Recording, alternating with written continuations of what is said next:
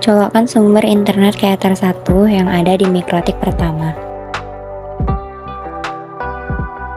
Setelah itu, colokkan power adapter ke access point agar access point-nya menyala.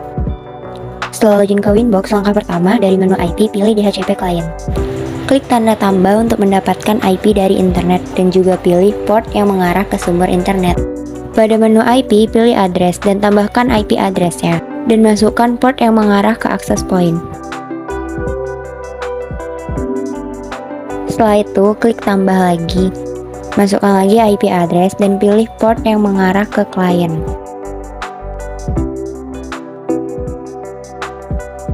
Jangan lupa diklik apply dan OK.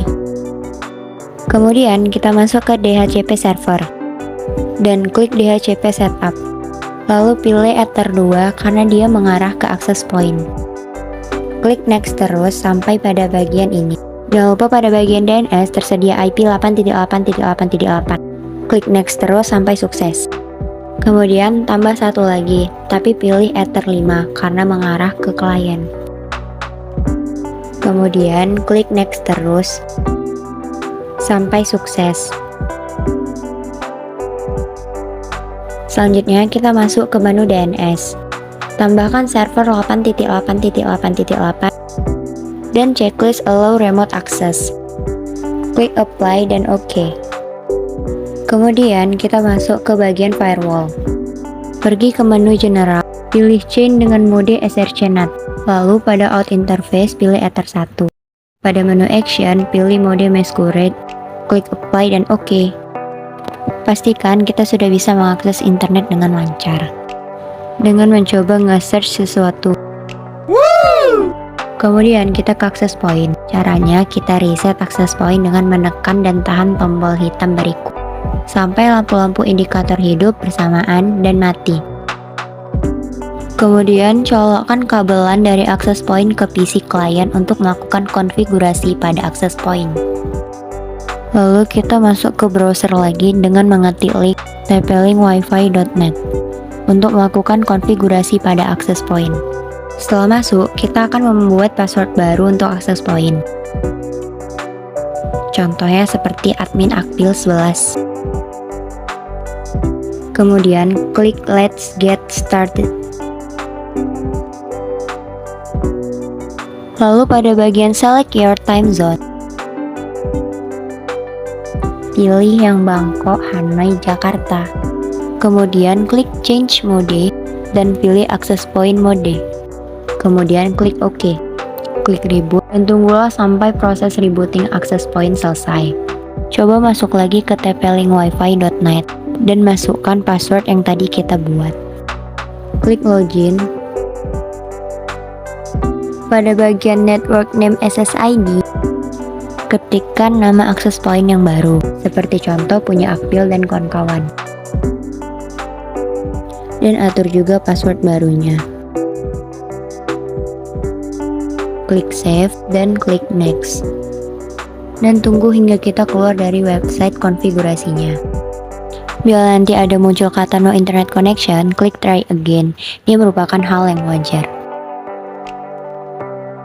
Jika sudah, cabut kabelan dari PC client ke access point, lalu sambungkan lagi ke router Ether 2. Lalu coba tes WiFi dari access point tadi. Bila muncul dan bisa terkoneksi, maka konfigurasi access point tadi berhasil.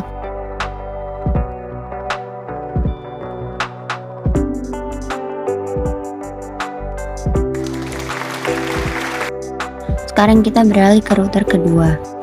Pertama, kita reset dulu TP-Link-nya. Bila sudah, colokkan kabelan dari TP-Link ke PC client 2. Masuk ke situs tplink-wifi.net. Di sini kita akan membuat password baru seperti sebelumnya. Pada menu select your time zone, pilih zona waktu yang sama seperti sebelumnya. Lalu klik change mode.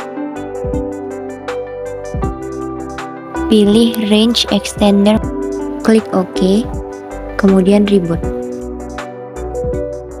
Bila sudah selesai, login lagi dengan password yang sudah dibuat tadi, yaitu admin akpil 22.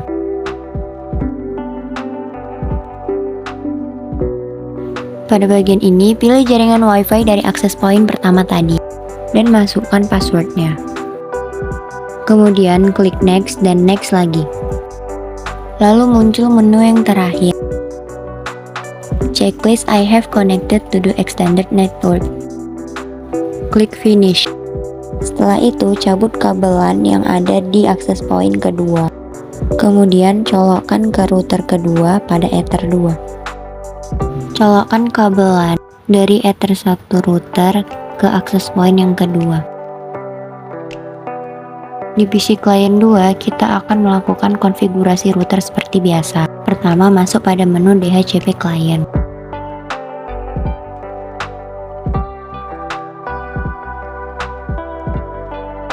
Kemudian masuk ke menu address dan tambahkan IP address untuk Ether 2 seperti 100.100.100.10/29.